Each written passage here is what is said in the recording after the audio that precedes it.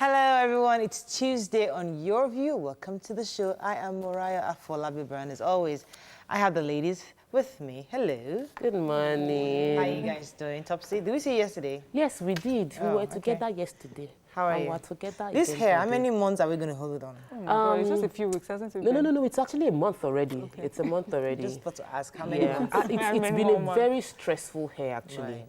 It Yeah, has. it's so easy. No, it is. It's long, so I'm sleeping and I'm flipping it here. Right. I'll wake up and the net will be in one side, the hair will be everywhere. My So world. it's actually really. I don't want this. So this month for me, the month of July, I'm on wig. Anybody that is vexing, it's the vex inside your pocket because it's not you that is sleeping with me. I need to just weave my hair all back and use a wig on the show. After the show, I just remove the wig and rock my hair, like Can't that. you rock your woman's hair on the show?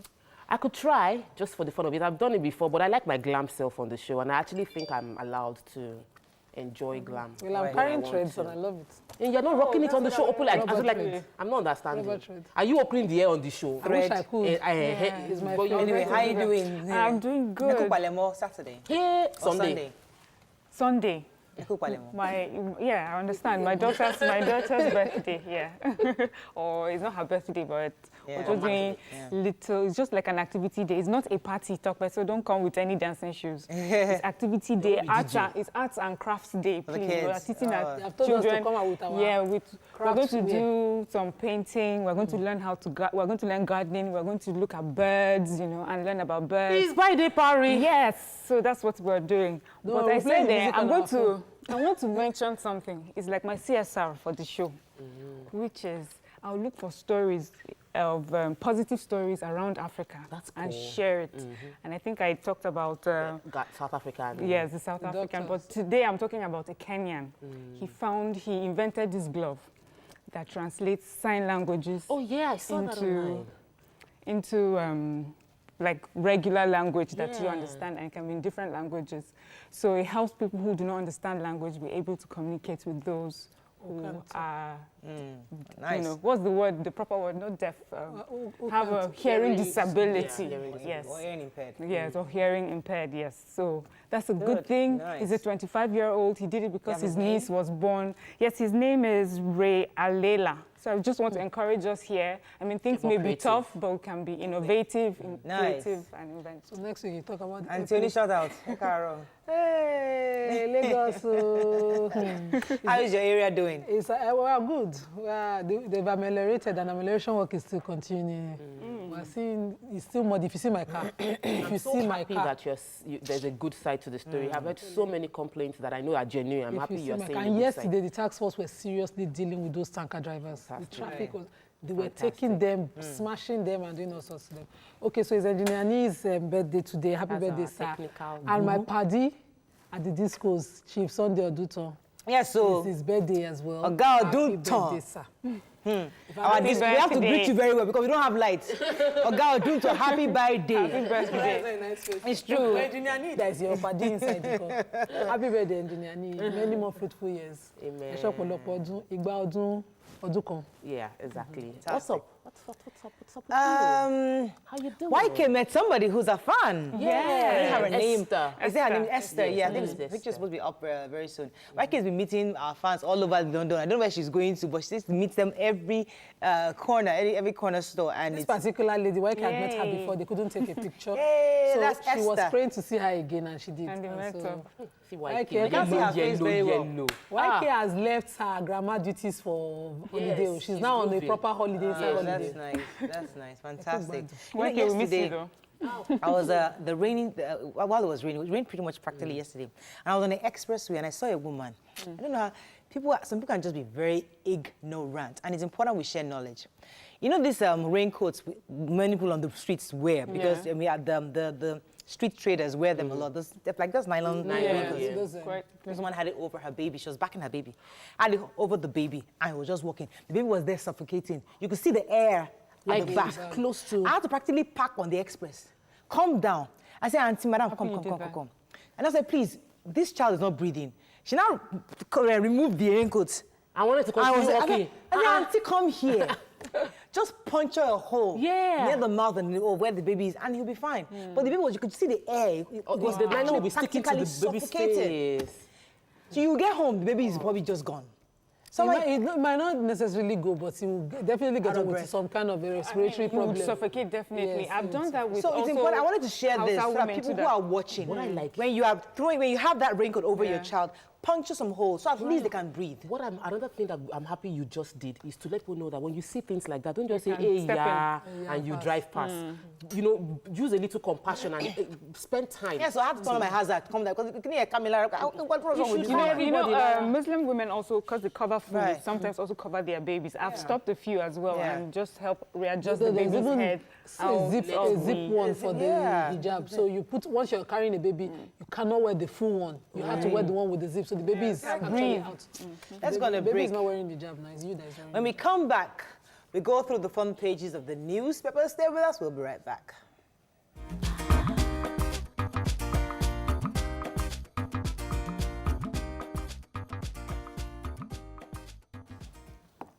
Let me start with the Punch today. Ruga settlements, the next trending word after rape. Southeast governors autumn tackle federal government. Fayemi says no outsider can take Ekiti land. A scene of an accident in Makurdi Aliade Road in Benue of a tanker. And I've actually been told now that a tanker just fell in Akbari also. So once we get the feeds, we'll send the picture so you know the region, so you know how to get a detour. Gunmen killed DPO, pregnant couple, 5 others in Bayelsa. Alleged rape, Koza Pastor Fatoyimbo takes leave of absence. Article to call 400 witnesses as lawyers proposed Thursday for trial. 6 more bodies recovered in Lagos boat accident. Makinde sets up panel to probe local governments under Ajimobi. Court orders forfeiture of Patient Jonathan's 9.2 billion naira and $8.4 million. Mismanagement of diversity stagnating Nigeria, says Obasanjo, and Buhari sacks controversial NHIS boss. Lots and lots of stories here. Where are we starting with? The human interest. Okay, go ahead. So government yesterday attacked Agudama Ekpetiama community in Yenagoa, Bayelsa State. They had gone to this police station and they killed the DPO and 3 police officers. No civilians were killed because there were no detainees in the cells. So the bodies were taken to the hospital, sadly. And this happened about 2:15 a.m. But ammunition and everything, and the IGP is saying that there's a manhunt for these people and make sure that they get They practically killed the DPO in cold-blooded. They made him kneel down and shot him right there. That in itself, so that was reality. And I know the police would definitely not arms and police uniforms. Let the story they're going to definitely look at. Let's talk about Obasanjo for a second. Who has that story? So the story, Obasanjo was speaking at Babcock. It was an this annual lecture event, and he spoke about the fact that his speech was titled towards a reunification of sacred and secular, generally speaking about the fact that you cannot remove religion from politics, and you cannot remove politics from religion, and that we should work together, saying that a lot of Nigerians, no Nigerian that he knows, doesn't want Nigeria to work, but a lot of them are frustrated and unhappy, and they are in a hurry to leave the country. Right. In that event, there was a representative of the vice president, and he mentioned to the vice president that we must manage our diversity right, that Nigeria is so diverse, and yet we are not working together in building each other up, and some people are feeling superior to another. There was even something he said that actually caught my attention. Aside from saying that you cannot separate religion and politics, he now said very critically that under religion, there's diversity and identity. And we have not been able to manage our diversity very well, and that's making us lose our identity. Very, very powerful phrase. The representative of the vice president at that event was the JAM registrar, Oluyede. He was saying that, you see, this issue of religion has always been a divisive tool in the hands of the people who benefit from division, of course. So, and Buhari has finally sacked the NHIS boss, remember? I wanted to tell the picture story in the tanker driver that fell. It fell at Ahumbe village, Gwa East local government of Benue State, along the Benue-Enugu Road, Makurdi-Enugu Road. And when this tanker fell, he rolled over into the bush and he spilled oil, of course. And you saw villagers strong and started scooping oil. As usual. And in the process of scooping, they were hitting metal on the tanker to expand the hole to get more oil, and that sparked a fire. And immediately, it just happened once. You don't. Now that's greed on one side. but then there was no quick intervention. So a 14-seater bus traveling on the same road drove into the fire, and that's it. We lost a lot of over 50 lives just because nobody was proactive, nobody was there to do the right thing. Unfortunately, we have to move on to people were greedy. The nation. Governor split as cattle settlements row rages. Police go after killer of DPO and 3 others. Koza pastor Biodun Fatoyinbo steps aside. Jonathan's wife forfeits 12.2 billion naira to federal government. Who has Anti-Pepe's story? Anti-Pepe yesterday, the court ordered permanent forfeiture of the monies in question. About, let me quickly get the figures.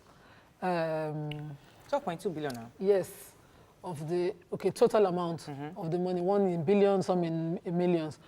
That money that she couldn't, the court was saying that they couldn't show legitimate means of earning this money. Well, Osaka may try to defend it. Let me tell you what the lawyer has. A lawyer said.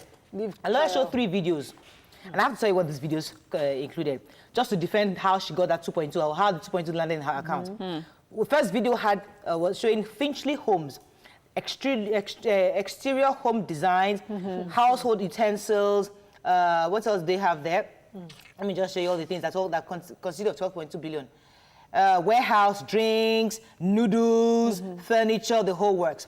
Also, another video shows luxury apartments. So we're trying to say that's how she earned her money. We leave it to your own imagination. I mean, the part of the story, did we talk about how monies were deposited under fictitious names? Yes, no. And her younger sister said that I was working with her and I was getting my star code. All the money in my account is my account. Yeah, I was getting $600 a day. The witnesses that they called they were not even coherently defending these monies. One was just a bureau de change saying, the monies were legitimately brought to me to convert to naira or dollars. Let's move. We're running out of time. Let's take let's move on. Actually, Vanguard Tribunal orders Atiku PDP to move case in 10 days. In Mile 2, Apapa open defecation thrives. Let's see. Nigeria drifting into anarchy. Northern leaders raise alarm.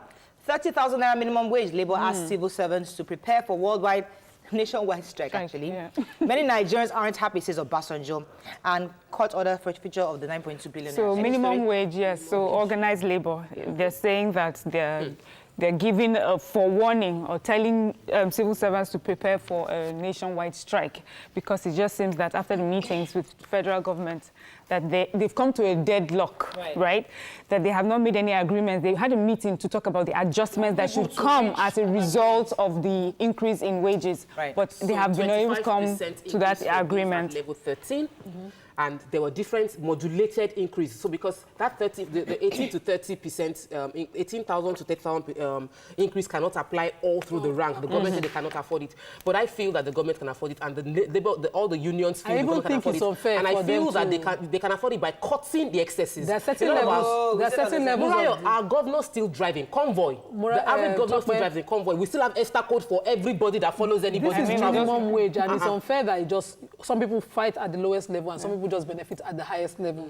I think it should be fair. Okay, let's move on to daily trust. Is there any but I wanted to take the Mile 2. If I don't take open defecation. You're always taking Mile 2. Please, can we move on to it? We understand. We see. So according to this week report, Good Health Weekly in the Vanguard, open defecation is the norm along Mile 2, Morayo. And in the report, they were saying that there's only one public toilet in that whole stretch of the road. Wow. Only one, which supports open defecation. And this is a commercial area. It's very commercial. You have tanker drivers parked on the road. You have activities happening. The government cannot turn it back. But in 2018, our country was very number 2. What they call epidemic. Let's move on to Daily Trust very quickly. We have a few seconds. DSS clears 21 nominees as National Assembly resumes today. Oh, they resume today? That's nice. So we're going to be seeing the new... Well, very soon they are going on... They are going on their summer holiday, which is almost over a month. Sambo replaces Yusuf as NHIS boss. Many Nigerians are unhappy. Is there any story we haven't taken here? Ruga. So Ruga has been... Yeah, let's take Ruga. A lot of governors are speaking up against it. We have Southeast Governor Umahi, that's a Ebonyi State, saying that we will not allow any part of Southeast go to the Ruga settlement. Fayemi is also speaking that we will not concede any part of Ekiti's soil to Ruga settlement. Lalong is saying that we haven't no property, no land in Benue has been gazetted. So yes. my worry is that what are we doing during the FEC meeting? What are we doing during the meeting? How come there is no cohesion between governors and the federal, the governors and the federal government on how to let's not make push this policy? make it look as if they're not working together. I think the issue is that word gazette. That's what the governors are practically responding to. That. Don't say you've already apportioned the land in my territory.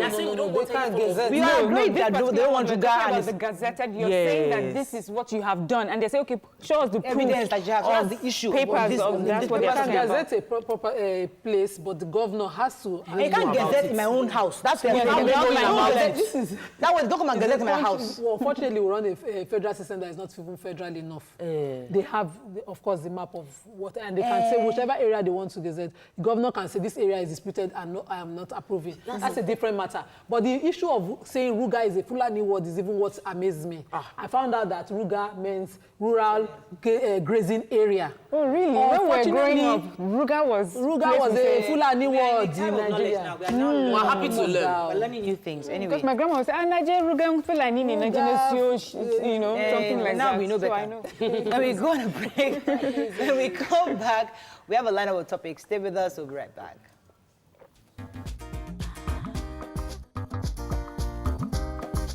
Stay tuned. Your View will be right back. Back to Your View. Thanks for staying with us. So it's no longer news that most of our primary healthcare center is in deplorable state. Talk of like the lackadaisical attitude of the nurses to the lack of drugs when it's required. It has become a thing of worry to many Nigerians. Joining us on the show is the HOD Medical Laboratory, Department College of Medicine, UNILAG, Dr. Oyedeji Kolawole Solomon. Also, we have Dr. Toyosi Rahim of the Nigerian Institute of Medical Research. Welcome, gentlemen. Thank you so much. You can call us on 0708066814. You can also tweet to us at TVC Connect. Please hashtag your TVC so we can read your tweets.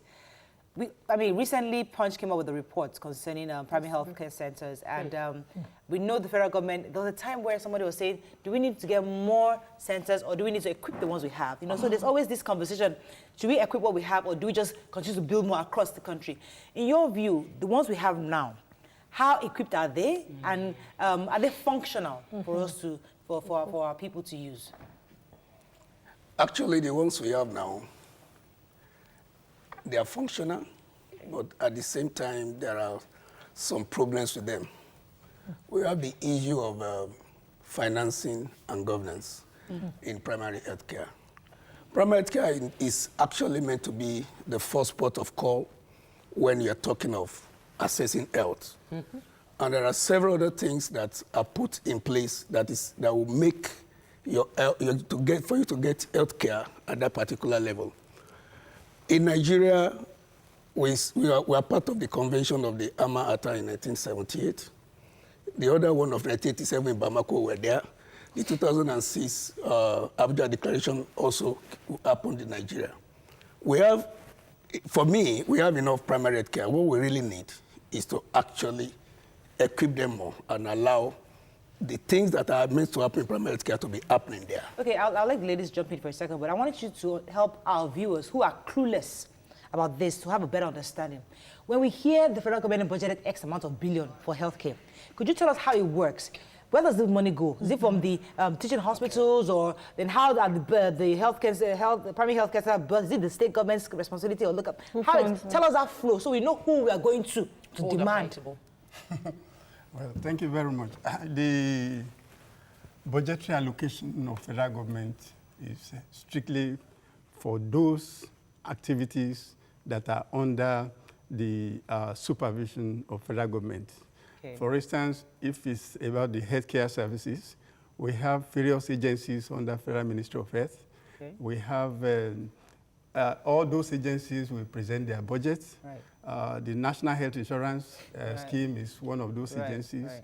The NAFDAC, the Nigerian Institute of Medical Research, and so many teaching hospitals and all other health-related parastatals. So all those agencies will bring their budget, The National Primary Healthcare Agency, too, is under, it's an agency under Federal Ministry of Health. So all those agencies will now put their budgetary preparation together, present it to federal government, and when all these are added under a Federal Ministry of Health, that will now sum up to imply the total budget, budgetary allocation for the health sector.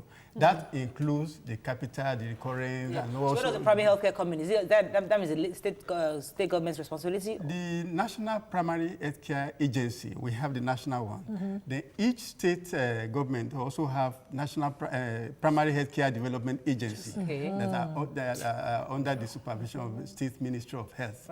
So these, they have their activities regulated by the National Primary Healthcare Development Agency. So all of them have a governance structure of those things that must be in place for them to perform optimally. According to the National Health Insurance Scheme and the National Primary Healthcare Agency, a community of a population of about 10 to 30,000 is supposed to have a functional primary healthcare center there.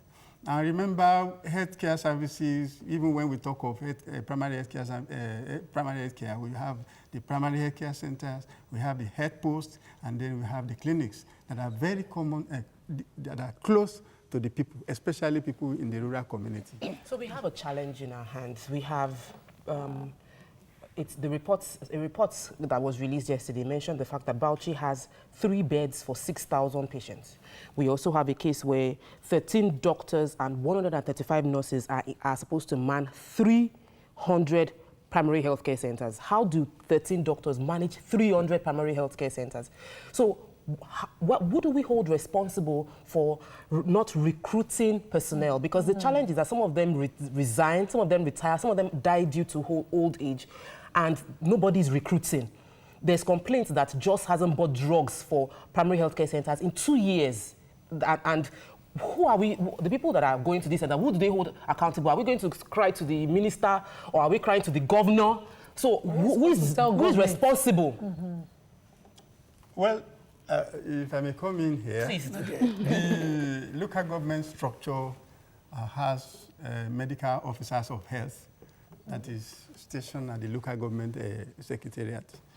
The medical officers of health, they have the responsibility of coordinating the activities of the health services in that in the local government within, in the communities within the local government.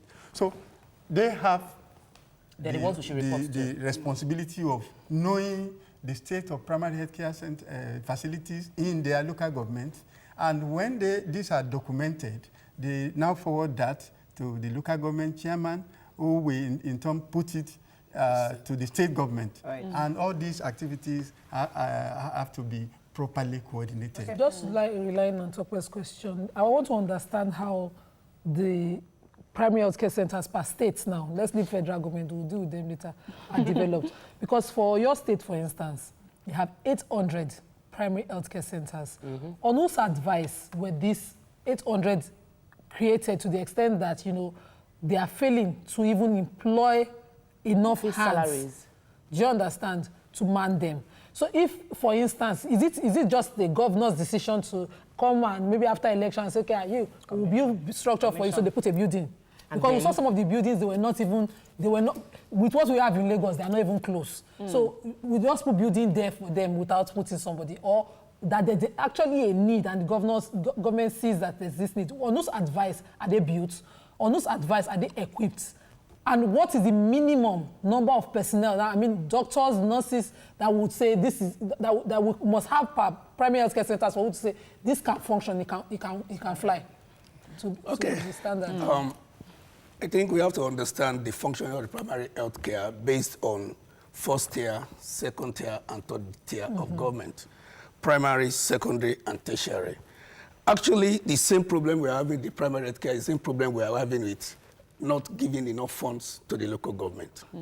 If you're going to hold anybody responsible, and I'm going to talk about it here, is primary health care board is under the state. And the staff that will be working in those primary health care centers are meant to be employed by the state because it is the board governing them. If by the time we are able to now separate government, that is local government from the state, from the federal, will now be able to, what my colleague just mentioned now on the issue of the district medical officers, yes, they are there, but they are handicapped because they don't have enough things to do. If you ask me who actually built those 800 facilities, who say this should be there, is the state primary health care board, governed by the National Primary Health Care Development Agency, because they all filter into each other. Why? Sorry, the reason is because somebody is supposed to be held accountable when nobody's taking account of who has resigned, who has died. Question that Tokwe asked. Who has left? The people that have brain drained abroad. So to ask them, somebody should be held accountable. I need to know what's that. Okay, who is the regulatory body if they're failing? Let me come to you now. So let's health service commission that they don't yes. What is your own organization doing to help ensure that that somebody's held responsible to ensure that these better quality health. We have better quality health in these facilities? Well, thank you very much. You know, when you say what is our organization doing, I want to say here specifically that as an association, the Association of Medical Laboratory Scientists of Nigeria, that was founded in 1964, over 54 years we've done a lot. Part of what we insisted on is efficient laboratory diagnosis at all levels of care, whether primary, secondary, or tertiary. Because when you look at the rural area, the highest percentage of Nigerians are in the rural communities. Yes. And you discover that they lack access to quality health services, and most of them are still relying on the very crude method of diagnosis in the rural area. Everybody has malaria. So we have been laying emphasis on how the laboratory diagnosis could be strengthened in those areas through primary healthcare services. And that is why for this year, because annually we gather together to brainstorm, think tank on how to move ourselves forward and move the populace forward, we are looking at laboratory diagnosis in the primary healthcare system. Because most of them, you cannot put in place effective care when you are not very sure of what is happening. Okay. So I guess this helps answer the question I'm about to ask, which is what exactly is the primary role of the primary health care? What exactly is it been designed to address? So that, because I've heard stories actually in Plateau State too of some primary health care who they say for many, many months, people don't actually come to them. They have the drugs, they have some equipment, but people don't come to them. They all go to the tertiary. So what exactly is the primary health care supposed to address? And is it able to address that? And why, if not? If I may comment at that point, this is one of the things that bothers me. The issue here is you have bus stops, and people don't go to bus stops to take the bus. Actually, primary health care, if it is actually practiced the way it should be, we should be having, we say health for all by year 2000. This is year 2019. And this 19 years after, at least we should, if we can't get it 2000, well, I believe by now we should be close to it. Primary is meant to be preventive and rehabilitative, and you are even meant to empower the people to also take care of their health through some other means, nutrition and those teachings. Advisory. Yes, but unfortunately, like what we have just mentioned here, the primary care center that we say people are not actually accessing, they are ill-equipped, ill-staffed, and there are not enough people there. So people, rather than jeopardizing their health by going to such a place, they now approach the second tier, and then we are now complaining that they don't come at that level. So what we need to do, I am happy that as this current government is actually talking about moving forward, empowering the local government, and then allowing local government to have impact on the people that actually are within their vicinity, within their community. In view of that, people will now be able to approach or access primary health care, which is meant to be. After what we cannot actually do in the first tier of assessing, that's primary care, so once you go to secondary, is after the secondary you go to the tertiary. But you see people start from tertiary. You have a, they quickly go to LUT, which is tertiary hospital. Right now, if we ask people to differentiate that, we have even second tier. It's difficult for people to know the difference. We have to go on a break, because when we come back, I'd like us to see what can private owners do to partner with even the primary health centers, because the issue is they're not well equipped. I wouldn't want to go there because I'm not sure. So if I know that a private company is partnered with them, I can almost guarantee that I'll be treated. But let's go on a break. When we come back, we'll continue this conversation. Stay with us. We'll be right back. Stay tuned. Your View will be right back.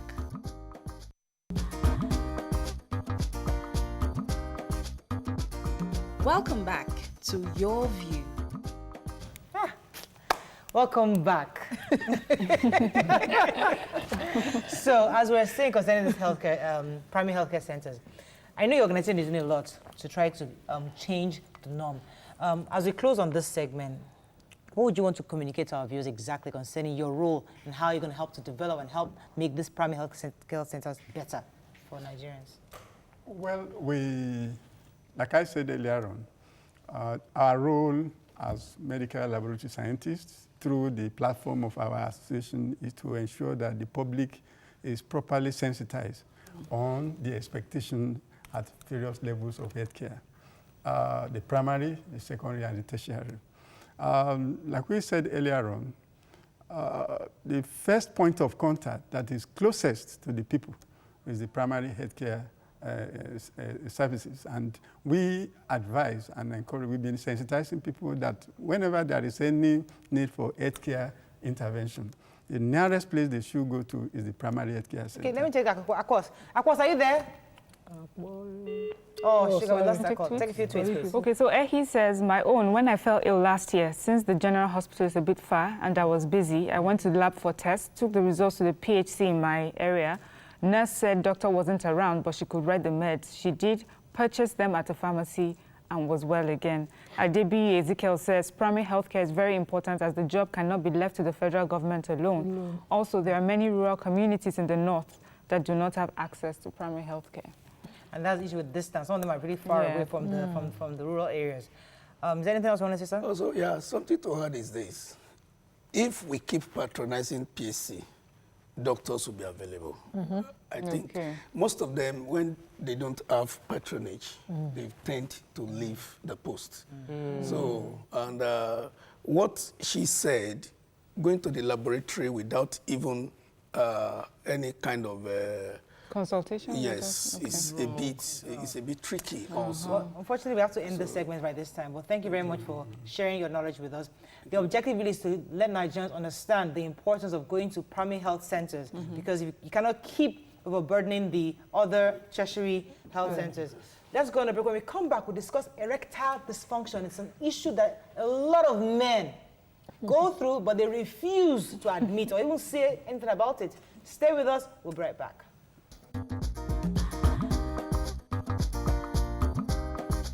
Stay tuned. Your View will be right back.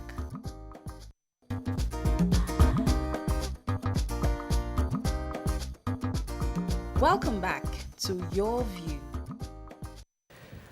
Thanks for staying with us. So, diseases amongst men are rarely spoken about, but research has shown about 5% of men that are 40 years old have complete erectile dysfunction, and that the number will increase to about 15% of men at the age of 70. Joining us on the show is a sex therapist, Dr. Olurunroti Adekunle. Welcome to the show, sir. Thank you for having me. As an agbalagba like you, it's difficult to say that you do this kind of work, but it's all good. You can call us on 070-806-6801. You can also tweet to us at TVC Connect. Please hashtag YourVTVC so we can read your tweets. All right, so some men, I mean, I was already accused of saying, how can you say a lot of men? So I just say some men have issues of erectile dysfunction. And it's something we don't usually talk about in this part of the world because it's embarrassing. We'd rather the woman take responsibility. It is harsh, it's the problem. But they never want to own up to this. And the idea that you have to go under the knife to resolve this, or you have to take medications. A lot of people have that issue. So could you tell us, for those who have no idea, what is erectile dysfunction and how can it be treated? Yeah, What causes it? Yes, let me start on this program. I would rather talk on impotence, because impotence is what those listening to us and watching us will understand. Impotence is too condescending somehow. Impotence and erectile dysfunction, they are the same thing. Okay. So I want them to follow. Okay. So when we are talking about impotence, is one repeated inability to keep or have an erection firm enough for sexual intercourse. Right. It could be total inability, that is, the erection is not coming up at all. Is inconsistent ability to have a firm erection, or a tendency to have an erection for a short period. So and there's a timeline for this in sexual medicine. It's about 6 months. So let me say here, there's a difference between erectile dysfunction and premature ejaculation. People tend to miss those two. Okay. They are two different things, and the treatment, they are different. What causes the premature expression? Premature ejaculation is that it's just that erection is strong enough, but the man comes too early. So it's a lot of causes. Yes. So 40 seconds. Yes. So there are two different things entirely. Erectile dysfunction and premature ejaculation, they are two different things. Okay. So when we are talking about the causes, so the causes could be in two broad ways: the organic and inorganic. Okay. When you are talking of inorganic, that is not related to health issues. So you have stress, anxiety, depression, feeling of guilt, that one could affect, relationship, that one is there. When you are not talking of organic causes, you are talking of health-related issues. In that case, you have some medical problems. The medical problems we talk about mostly, one is diabetic patients. Okay. Most diabetic patients have this problem. Hypertension is an issue in erectile dysfunction. And then some cases of heart disease, cardiovascular problems, could have How about weight? Is weight a problem? No, I'll come to that. Those are risk factors. We go to risk factors. I'm talking about the causes there. So when you have then patients who have had some surgeries, like after radical prostatectomy, following surgery of cancer of the prostate, the nerves are damaged. So, yes, so they could end up with erectile dysfunction. Then spinal cord injury, they could end up with, Let's talk about the social factors, because when a man feels he's unable to get it up, and it obviously causes issues in the family, and the fact that everybody is just silent about it. The wife knows, the husband knows, and we just mute. Now, how do you, how does the family come to that point where they accept or admit the situation, and they can find a way to see a doctor? Because how do you even start a conversation in the house? Oh, there's nothing to it. There's no myth around it. The truth is that if a man has erectile dysfunction, the self-esteem of a man is no more there. You feel like he's not a man. Yeah, so what can a woman do to help him? So the woman has to be very, very supportive at that point in time. Because once the woman distances herself from him, it becomes a vicious cycle. Depression comes in, it becomes worse.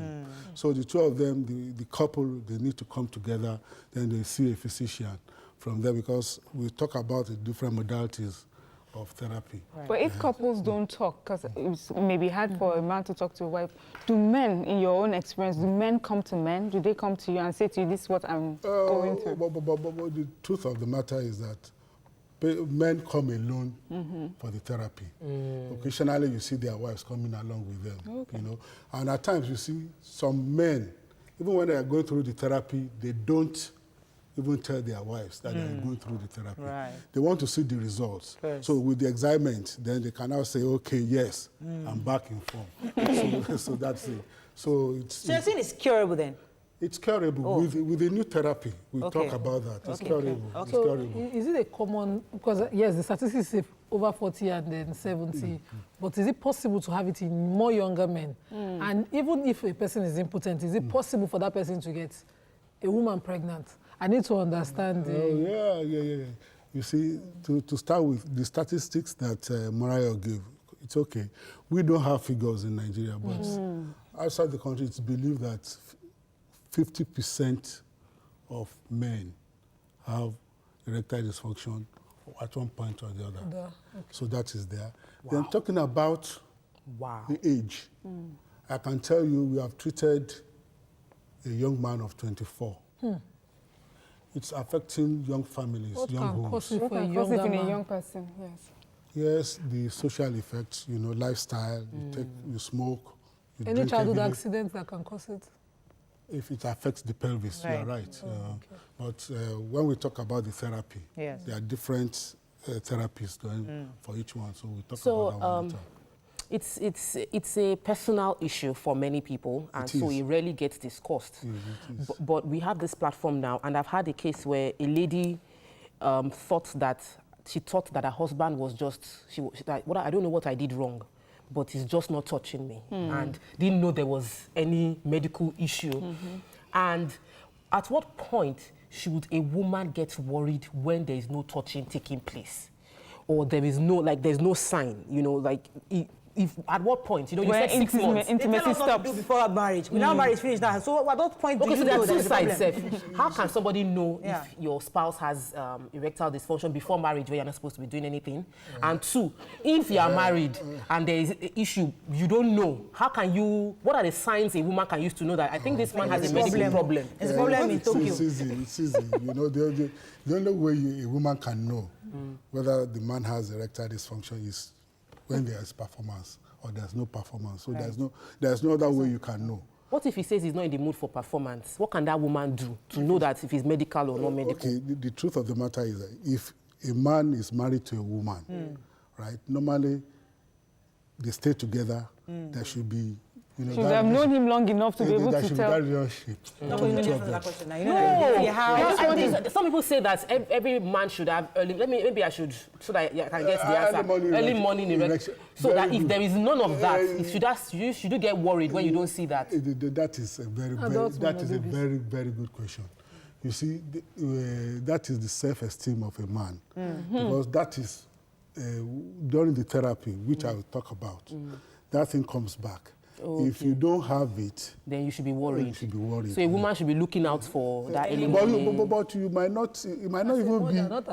You see, the truth of the matter is that erection, what you are talking about early morning, it could be very late. It could come in the midnight, early morning, anytime.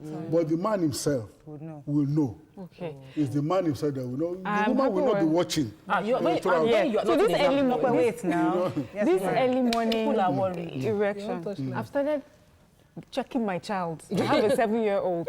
My husband finds it very irritating. But I remember my mom doing it with my brother. And sometimes you ask... about that one. No, because we hear all these sort of stories. You missed it when he was a child, you know, so I want to be prepared. No. Okay, so... Okay, let's look at the child. Okay. Therapy. Tell us, because we know the issues. Families are going through the problem.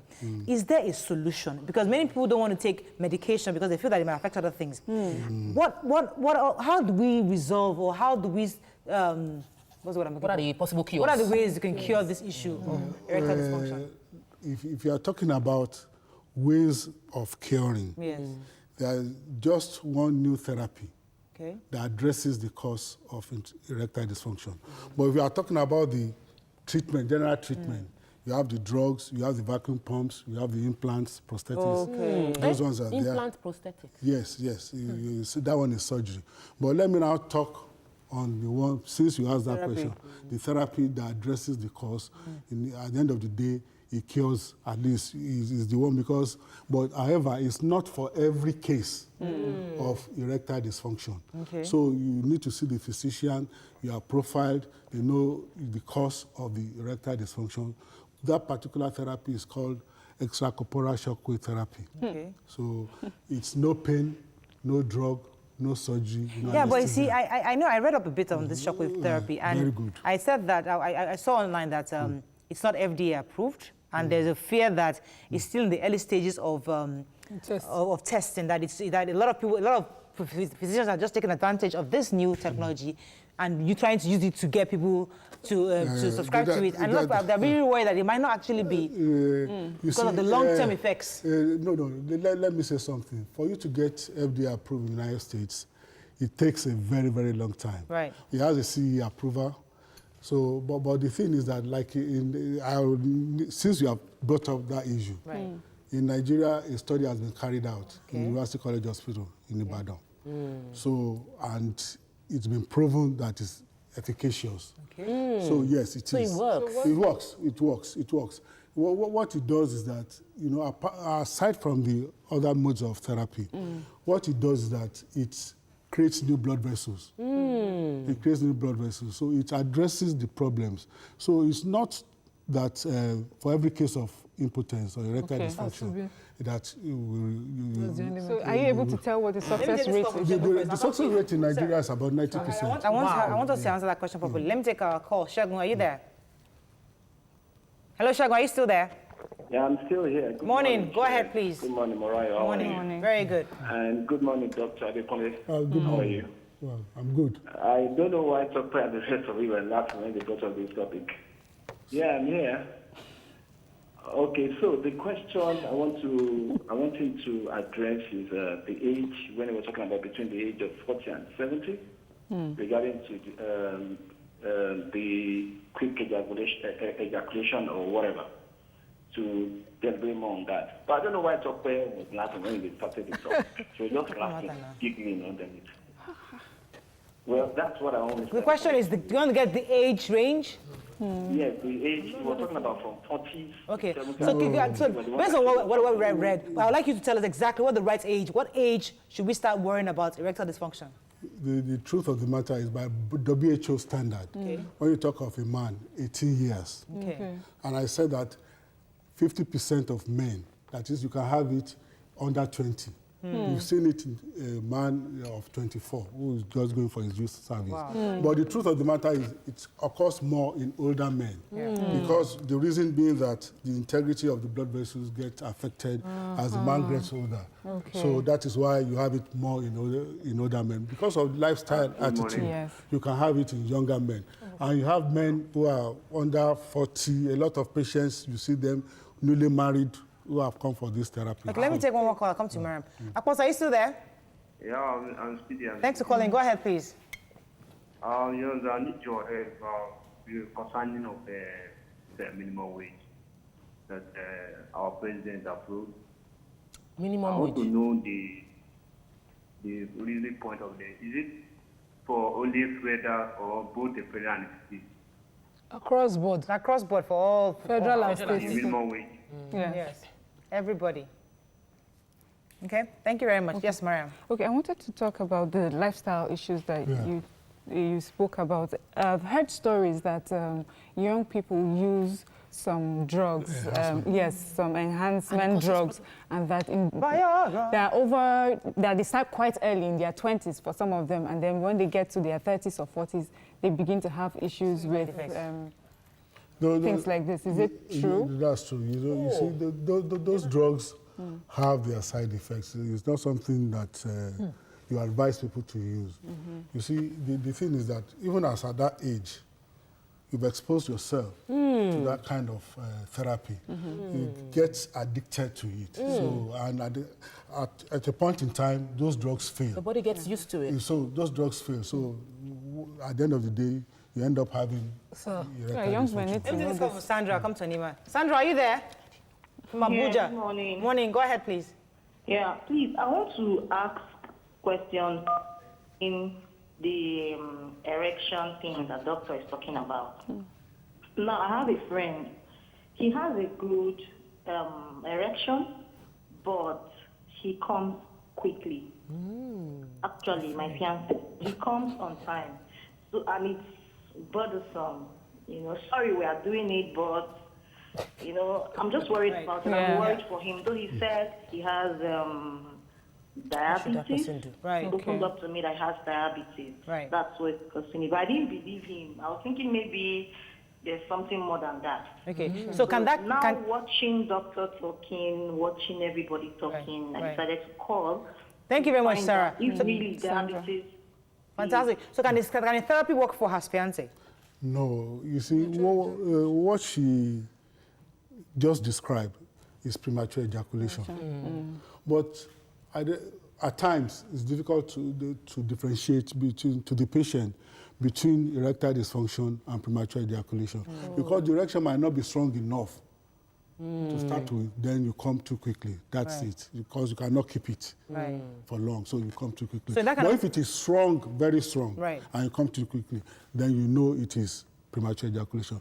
For this purpose, I would advise you see the physician, so that from there... Will they have fertility issues with premature? No. They don't. You see, what we are talking about, it has nothing to do with the quality of semen. Okay. So what we are talking about now is the pleasure part. So it has nothing to do with the quality of semen. So they are different. All right. So I worry when you talk about young people using drugs, sex-enhancing drugs. But, you know, they now come under a local name with it. And you believe that you're taking herbs. And you don't know exactly whether they've been herbs mixed with these drugs. What exactly is the risk of... Are there herbs for sexual enhancement? And if there are, what exactly is the risk for them? For one thing, to answer your question, I will not be able to answer whether they're herbs. So they are not. So I will not be able to answer because that's not my... But the truth of the matter is that most of these drugs have negative effects on the organs of the body, mainly the kidneys and the liver. So it's not advisable that people should just take drugs anyhow without seeing a physician. But like I said, this new therapy, it's no drugs, no surgery. 90%. Yes. The publication will come out. This year. Let me take this call. Very good. Hello, are you there? Yes, good morning. Barakat, thanks for calling. Go ahead, please. Yes, my contribution is on the other topic. Okay. It's your view, let it come. The issue of a health system. Hello?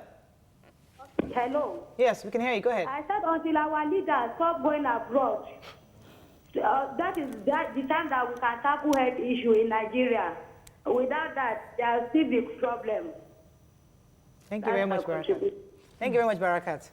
There are tweets on this issue. Yes, so Eki says, it's possible in younger men. I experienced it in my 30s when I stopped eating onions. And when the problem was only fixed when I started eating onions. What's the relationship between what is there a relationship and erectile dysfunction? Yes, that's a very good thing. You know, part of the therapies is having a good, healthy lifestyle. You take a lot of vegetables, you avoid cholesterol, you know, it helps. Okay. It reduces the cholesterol level. You know, when you take vegetables, fruits, it helps. Apart from drugs, you can help yourself with diet. I know somebody, sir. She's somebody that I know. She's married to somebody who is in the 60s. Okay. And she's a young lady. She's practically just started her life. She's in her mid-30s. Okay. And one of her issues is this issue of inability for Baba to get it up. And I mean, she didn't confide in me. She told somebody who told me, you know. But the thing is that, so in that kind of situation, so there are men in their 60s, 50s right now who feel as if, I'm getting to that age that it's over. It's over for me. I can't enjoy a good experience. Are you telling a 60-year-old man or 75-year-old man right now that they can still get it up with this therapy? I can say in Nigeria, we've treated a man 86. 86. What's that man looking for? 86 looking for life. 86 years. If it's alive, you see, the thing is that, like I said earlier on, it's not for everybody. When you see the patient, you profile the patient, you know those ones that will benefit from the therapy. So, like the patient you talked about, he needs to see the physician. Then we know what the problem is, because there might be some other issues. But are there lifestyle changes or things that they can do that may help at that age? The most important workouts, people that exercise the most important thing is this. Even if you work out, you eat well, it doesn't mean that you will not have this kind of problem. Okay, let me take... So when we now see the physician, we now know whether we benefit from this. All right, let me take... Ken, are you there? Yeah, good morning. Good morning, thanks for calling. Yeah, good morning, doctor. Good morning, good morning. Please, on a quick note, I want to know if being very sexually active on the early age, can it affect your sexual life at the later age? Can it to this erectile dysfunction while you are maybe 50, 60? Okay, what are you saying? That if the you're time not... you start, does it affect how No, you no, last? no, no, no, no, no, no, no. It has nothing to do with So it. even if a man remains a virgin up until his 30s, 40, no, it doesn't mean... No, it doesn't mean at all. And if he starts very early, it doesn't mean. You know what? I'm happy that he brought this up because I think there's some myths that they tell young people.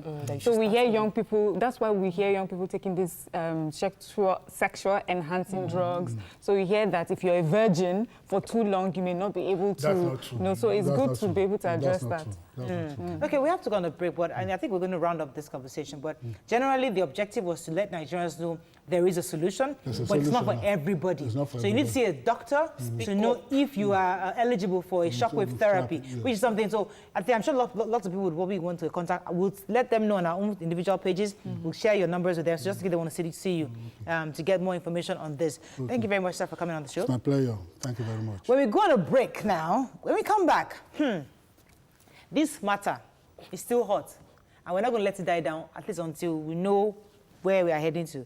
This issue of Pastor Biodun of Kuza. Stay with us, we'll be right back.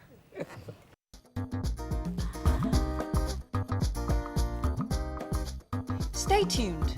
Your View will be right back.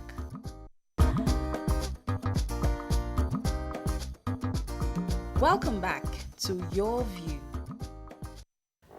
Thanks for staying with us. All right, so the issue of rape is still trending, and I know Big Brother Africa started, so everybody, the old drama has died down a bit, but I think it's our responsibility to keep the conversation going, at least until we know where this is heading. So far, the update on the story is the fact that the pastor Fatoyinbo has actually stepped aside. A lot of people were discussing, was it right for him to step aside? Was it the right thing to do? Or could he have at least, did him stepping aside mean guilt? Or is it just saying it was the right thing to do for the church? And then I think tomorrow we're going to continue talking on the other issues, the other factors. Consent. So the ladies of Your View take the issue of rape very seriously. It's not something that we're joking with. And yes, he's a man of God. Many of us are Christians, and we're not trying to embarrass anybody, but the objective was to ensure that we keep this conversation going, because there are lots and lots of people who are affected. And, you know, in the 5 women, at least 3 of them have been molested at some point in their life. So we cannot but continue the conversation. So it's important to us. So in your view, the updates, the fact that it's step aside, what are your views on that? Well, for me, I give him no kudos for stepping, for leave of absence, actually. It's not, he did not step down, he did not step aside, it's leave of absence. Leave of absence is what like a CEO would take to go abroad for Harvard 3 months training. And because of that, I feel that, you know, so my concern is that this is not done, this is done just so that things will blow over, and then we get distracted by Big Brother Nigeria and something, and then he goes back. I feel that if he should have, and then I saw the letter he sent to say, this is the reason why I have done that. There's nothing there that said, suggested that he's guilty, and so I'm apologizing, or that says, I am not guilty, this is unfair on my person, and I'll make sure that I chase it to the end. Thank you for taking us there, because Nima made a very strong statement yesterday that if he doesn't file the case of defamation yesterday, he says a lot of things. Nima, are you disappointed that there was no case of defamation filed yesterday? I'm very disappointed. Very, very. Like I said yesterday, the damage to his person is very visible and very far-reaching. Person of his caliber shouldn't take it like that, except, of course, if you need to manage certain information out there. Maybe you're not exactly disagreeing, but it didn't happen like that. So maybe then you try to manage it. Right. But as at this point, I'm very disappointed, seriously. I am very happy that he stepped down, and I say kudos to him. You know, it takes a lot for someone who has tasted power, who knows he has the power to remain there. He hasn't. No, he has taken a leave, but he has taken a step. People told him to. Yeah. The truth is, people always say that it is worrisome when a man has nobody to hold him accountable. And we must applaud it when we see someone being held accountable. So you might not like the entirety of what he has said, but the fact is, he understood the pressure of what is going on. Yeah. He's respectful of the man, of his position. He said, this is the church of God, and I will not want Stain coming to the church of God. So he's stepping down so that investigation will take place. What else do we want as a people? So he has stepped down. That's rationale. What else do we want? Because he has stepped down. Now, if people feel that because he has stepped down now, are we okay? Was that enough succor? Is that enough succor for Nigerians? No. Are we okay? Now they have stepped down. At least he has stepped down. Now, what else do they want now? That's what people are saying. No. For me, I was worried that what I wanted was that you cannot have that kind of scandal and be preaching and praying and laying hands on people. Right. So for the while where people still feel your name does not represent God right, you shouldn't be in that position. Okay. Right. And he said that his mentors told him to step down, and he obeyed. May I quickly explain the disagreement? And I hope, Miriam, I don't know if you share the same sentiment. When you step down your position, but you're still in leadership, do you understand? You cannot be a judge in your own cause, that kind of thing. So you shouldn't remain around that office. Stepping down now is to, even if you are called, resign the position, step aside, face this issue, clear yourself, get back on position, not take a leave of absence. Now, I'm saying this because the church in itself can have a system where they investigate this themselves internally before we have I think you guys read the response from Pastor Pojoyimade, or even your pastor, Pastor Sam Adeyemi. A lot of men are coming up to say a lot of things, and I think nobody's trying to take sides. They're just trying to be as objective as possible. What are your thoughts on Pastor Yimade's viewpoint? So I was very, I liked what he said, and there was something that really struck with me, which is the structure of most Pentecostal churches. So you have the head of the church, who is the church, is the owner of the church, and that maybe they should look into a different way. It should be structured a different way. I think Redeem has to be the only one, a few other Orthodox churches that have a board. So when the daddy makes a mistake like that or commits an offense or needs to be investigated, there's a different body that can look into it. Thanks for bringing that up, because if I say Redeem now, people are saying because I'm Redeem. But I know that the disciplinary action in my church is huge. I know there was a pastor that was anointing people, and he went to anoint a woman's belly button. But you mean, for him, it was just a normal anointing service. So, but he was trying to think, I don't know what the prayer point was, but he went to anoint the belly button, and he was fired. Okay, so Mariah. So there's that internal discipline. There is internal discipline in all churches for small pastors, for the pastors under the GO. Right. We are talking about the GO. So if a pastor in Koza, a member of a pastor under Pastor Biodun Fatoyinbo was accused of this, there'll be disciplinary measures within the church. What we're saying is, how do we hold the GOs accountable? No, we have and which is why we should have a governing body. Yes, we have that. So you have a governing body, or I think some people have like a group of elders. Right. So even though in this case, the pastor we're talking about is the head of the church, he will still have his group of elders. And also remember here, he has a mentor or someone that he defers to who advised him to step down. Let's go to the issue so of he the didn't wife. mention anything about a group of elders that he sat down and Did you guys know that we're not there. We're told that when the wife was saying, my husband would never do that, the man really carried the mic. Yeah. A lot of people no, I watched that. You watched it? Yeah. I didn't even see the video, but you were saying that, oh God, take it easy and let the woman talk, now let her speak her mind. What do you make of that video? You know, it was discomforting to watch, most especially because I feel like at that stage you should present a united front. If she wasn't meant to talk, it's something that should have been agreed in the bedroom or in the house. She spoke for him, though. She didn't speak against him. She spoke for him. So if you didn't want the conversation to take place at all, it should have been like she wouldn't be talking. But when she's talking and you come in, step in and take the mic, it looks like there is... You're not going to complicate matters for us, please. Yeah, I think that maybe they should have had a united front, but it may not have been discussed. He may not have known that she was going to go and say, she may not have thought about it. Maybe she stood there and after a while she was overwhelmed and said, okay, I need to speak up for this man because this is how I know him. But, you know, I would like for her in this case to step down as well. with her husband because she got this position because she's married to him. So if She's you have not like on trial though. I know. If you have like a president and he's on trial and he has to step down, the wife will go with him. So it is not the wife that has been called to the pulpit, and does not mean that you cannot serve your God in the church in other capacity, but to stand on the pulpit, I think just for the sake of investigation. You feel like we're asking about too much? No, I don't think so. Let me take this call from about serious issues. Tony, are you there? From Abuja. Chinwe. Oh, Chinwe, I do apologize. Go ahead, please. Hello, Chinwe, are you still there? Yes, I am here. You're live. Go ahead, please. Yeah. Hi, Mara. Good morning. Morning. So my point is, like, I'll actually support what what's the lady? Mariam? Hello? Yes, we like. Okay, so what the lady said, like, it's actually a good thing that he steps aside for them to carry out an investigation, because he is like the GO of the church. Do you understand? If it's like pastors under him, there will be a disciplinary action carried out on them, but this is the GO. So it's actually a good thing so that people can now, like, whatever it is that the mentors, whoever that are advising him, so they can now go ahead and say, okay, this is what, like, whether or not it's good. Okay, it's not like I'm supporting rape, but it's good that he steps aside. Right. Okay, thank you very much. I feel for the wife, though. It's not a good place to be in. Where I'm sure if she has any values, she would see this as something that is very terrible.